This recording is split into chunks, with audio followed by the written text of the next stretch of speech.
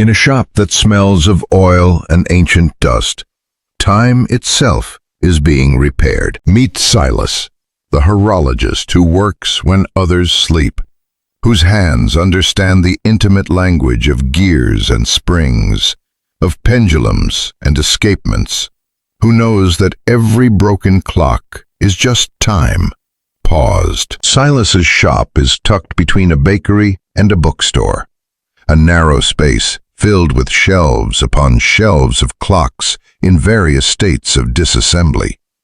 Wall clocks with painted faces, grandfather clocks with solemn chimes, carriage clocks with delicate mechanisms, all waiting for Silas's careful hands. Tonight he works on a particular timepiece, a Vienna regulator clock from 1897, belonged to a convent, stopped ticking the day the last nun died, or so the story goes.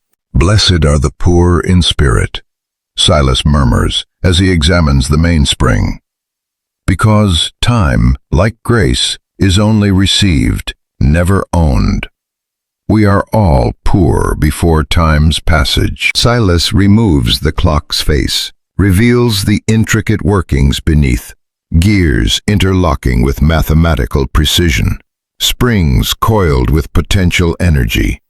The escapement, that tiny mechanism that converts stored energy into measured ticks. He finds the problem, a worn pivot, a small brass shaft thinned by 124 years of friction, still turning, but barely, still marking time, but in pain. Silas holds the tiny part in his palm. So small, he whispers, so essential. He thinks of the nuns who lived by this clock's rhythm. Matins, lauds, vespers, compline, a life ordered by sacred time, by the conviction that every hour is holy, that every tick is a prayer. The shop bell tinkles. A woman enters, middle-aged, tired. She carries a cardboard box. "Are you still open? I saw your light." Silas looks up, nods. "Time doesn't sleep. Why should those who mend it?" The woman approaches the counter, places the box gently. "It was my father's. He died last week. It stopped the day he died." She opens the box. A mantel clock, Art Deco, 1930s, stopped at 3:17. Silas lifts it out, examines it. "The mainspring is broken," he says gently. "A clean break. It can be repaired." The woman's eyes fill. He loved this clock, wound it every Sunday after church, said it reminded him that time is a gift, not to be wasted. She touches the still hands. I want to hear it tick again, to know something of his continues." Silas meets her eyes. "I understand. Leave it with me. I'll call you when it's ready." After the woman leaves, Silas continues his work, but his mind wanders to his own broken timepiece. Not a clock, a watch.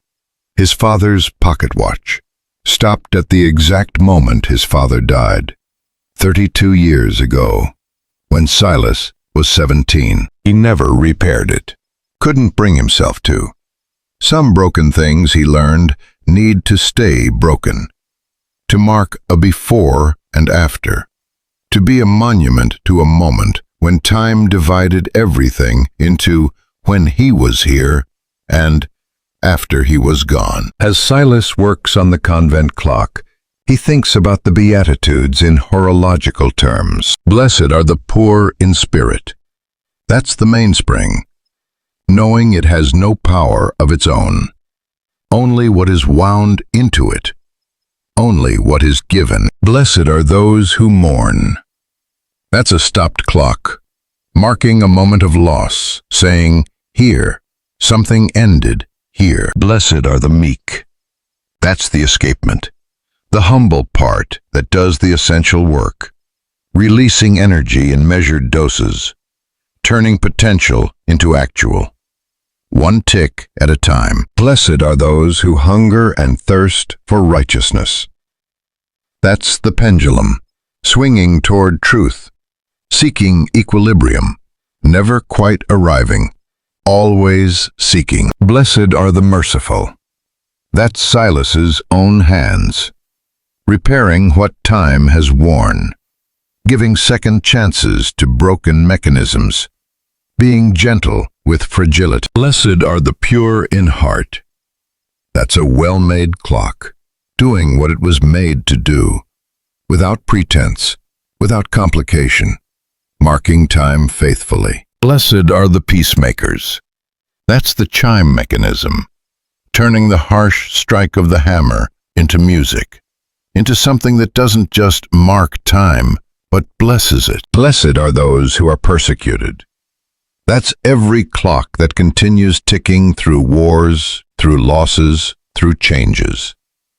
That bears witness to time's relentless passage, that says, I am still here, still marking, still testifying. Silas finishes repairing the pivot, reassembles the Vienna regulator, winds it gently, sets the pendulum swinging. For a moment, nothing. Then, tick, tock, tick, tock. The sound fills the shop. A heartbeat restored. Time resurrected. Silas closes his eyes, listens. There's something holy in a clock's tick, a rhythm older than human hearts, a measure of something eternal in mortal terms. The woman returns the next night, just before midnight. Couldn't sleep, she admits. Thought I'd check. Silas has her father's clock ready. He winds it, sets the hands to the current time, releases the pendulum. Tick, tock, tick, tock. The woman weeps, not sad tears, something else. Recognition tears, continuation tears. It sounds just like him, she whispers. The rhythm, the sound, it's like he's still here, marking time with me. Silas says softly, clocks don't just measure time, they companion us through it. They're witnesses to our lives, to our joys, our sorrows, our ordinary moments. The woman nods, pays, holds the clock to her chest as she leaves, taking her father's rhythm home. After she leaves, Silas takes out his father's watch, holds it in his palm. The crystal is cracked, the hands frozen at 2:14 a.m. For 32 years, he's carried this broken timepiece, this monument to loss. Tonight, for the first time, he considers repairing it, not to forget the loss, but to honor the continuation. To say, time didn't end with your dying. It changed, but it continued. And I have continued, marked by your absence, but not defined by it. Now, dear listener, in your own quiet space, listen to your internal clock, the rhythm of your breathing, the beating of your heart, the subtle, undeniable passage of this moment into the next. What time does your soul keep tonight? Is it the stopped clock of grief, frozen at a moment of loss, the fast tick of anxiety, time rushing, heart racing, the chiming of memory, certain hours marked forever by what happened in them? Just notice, without judgment. Your soul keeps its own time, has its own rhythms. First, place your hand on your pulse. Feel your personal timekeeper, the steady rhythm of your aliveness.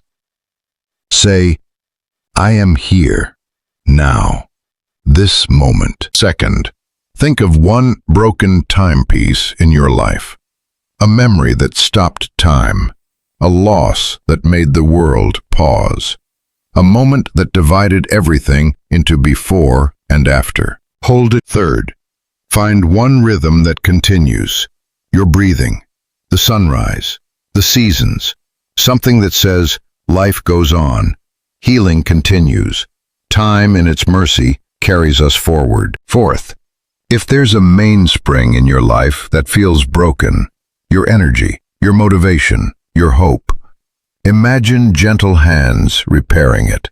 Not forcing, not rushing, just carefully, skillfully restoring what time and friction have worn. Let's pray. God, tonight we bring you our broken timepieces, our frozen moments, our rushed hours, our waiting days. Bless the poor in spirit in us, the parts that know we own nothing, not even the next breath, that all is gift, all is grace. Bless the meek in us, the small essential parts that do the quiet work of living, that turn potential into actual, one faithful tick at a time. Bless our hunger for righteousness, our longing for things to be made right in time, for justice to flow like an unstoppable river, for your kingdom to come in its fullness. Bless the pure in heart in us,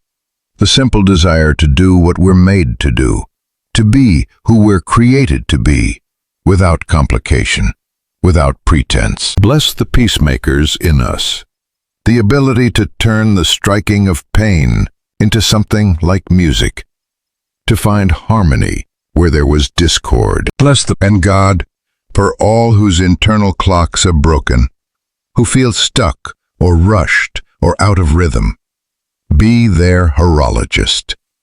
Repair with skillful hands, restore with infinite patience, and help us all to trust your timing above our own. Amen. In the deepest part of the night, Silas makes a decision. He opens his father's watch, examines the broken mainspring, cleans the delicate gears, replaces the cracked crystal.